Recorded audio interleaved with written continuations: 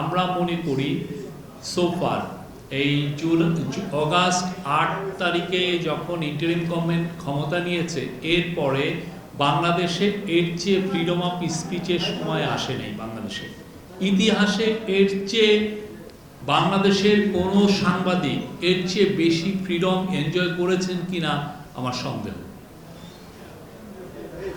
আমরা কাউকে, আপনারা দেখেন না, আপনারা যে রাতের বেলা দেখেন হাজার হাজার বক্তব্য, মানে আমি বলবো যে ডজনকে ডজন বক্তা বিভিন্ন কথা বলছেন, অনেকে মিথ্যা কথা পর্যন্ত বলেন।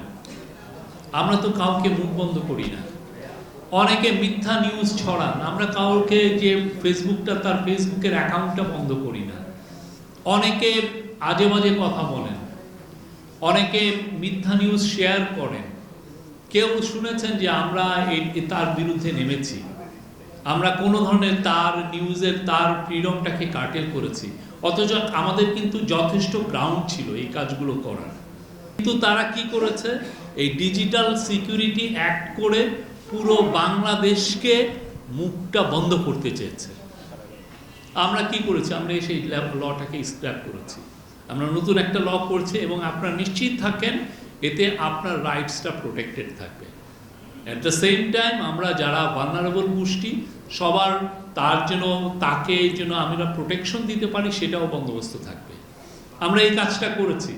আমরা কি করেছি, আমরা অন্যান্য দেশে বিপ্লবোত্তর যে কোনো দেশে দেখেন যারা যারা দোসর, যারা যারা এই যে 15টা বছর ধরে বয়ান তৈরি করেছে, চুরির বয়ান, খুনের বয়ান, গুমের বয়ান, কারা তৈরি করেছে?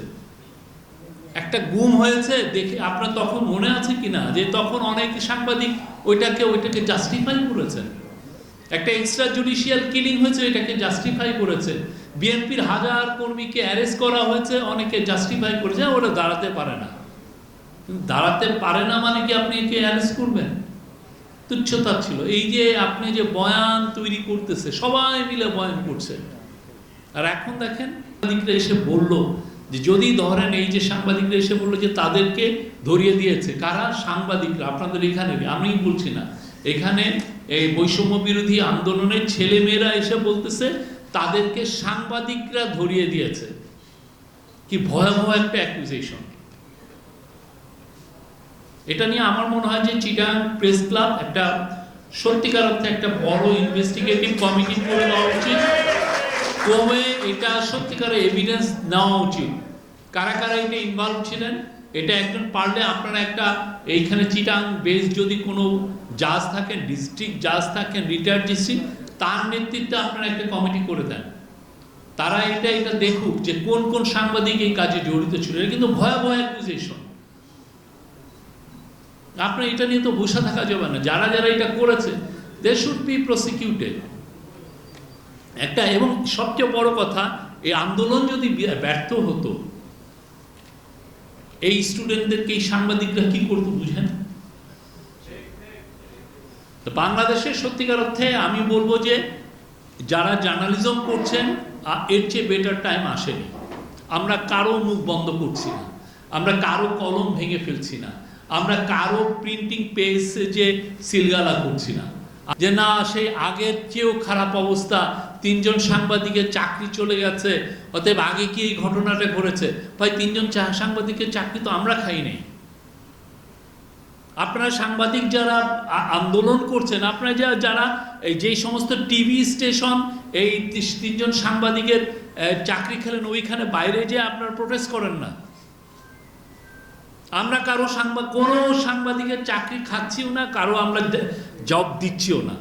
জব করা হচ্ছে এই অপতথ্য, এবং এইটার সাথে যুক্ত। এটা তো আগে আমরা দেখতাম যে এটা ডোমেস্টিক্যালি এটা হচ্ছে, এখন দেখা যাচ্ছে একটা ফরেন মিডিয়াও এটার সাথে জড়িত, ভয়াবহভাবে জড়িত। প্রতিদিন তারা মিথ্যা নিউজ দিচ্ছে, একটা দিন নাই, প্রতিদিন 10টা 5টা, অনেকে এটা বিশ্বাসও করছে। ভালো ভালো না, ওটা তো ভালো মিডিয়া, ইন্ডিয়ার একটা মিডিয়া এটা দিয়েছে, অতএব নাম করা মিডিয়া এটা দিয়েছে। কিন্তু এটা যে একটা ভয়ঙ্কর রকমের অপতথ্য, এবং বাংলাদেশকে যে তারা একটা ডিস্ট্যাবিলাইজেশন করতে চায়, এটা যে মূল উদ্দেশ্য এটা তো আপনি বুঝছেন না। কিন্তু তার মূল উদ্দেশ্য হচ্ছে যে আমাদের নামে বারবার অপতথ্য ছড়ানো। বারবার অপতথ্য ছড়াচ্ছে। আমরা এই যে পোস্ট জুলাইয়ে সবচেয়ে বড় চ্যালেঞ্জের শিকার হয়েছি হচ্ছে এই অপতথ্য নিয়ে, এবং এটার সাথে দুইটা ফোর্স, একটা হচ্ছে যে ইন্ডিয়ান মিডিয়া একটা বড় রকমের অপতথ্যর সোর্স, আর একটা হচ্ছে আওয়ামী লীগের লোকরা, এরা সব এক হয়েছে এবং এতে তো অনেক টাকা, তারা মিলিয়ন বিলিয়ন ডলার নিয়ে তারা বসে আছে, তারা প্রতিদিন একটার পর একটা দিচ্ছে। এবং আপনি ওদের জার্নালিজমটা কেমন ছিল আমি বলতেছি, অনেকে এটাকে নিচ্ছে না।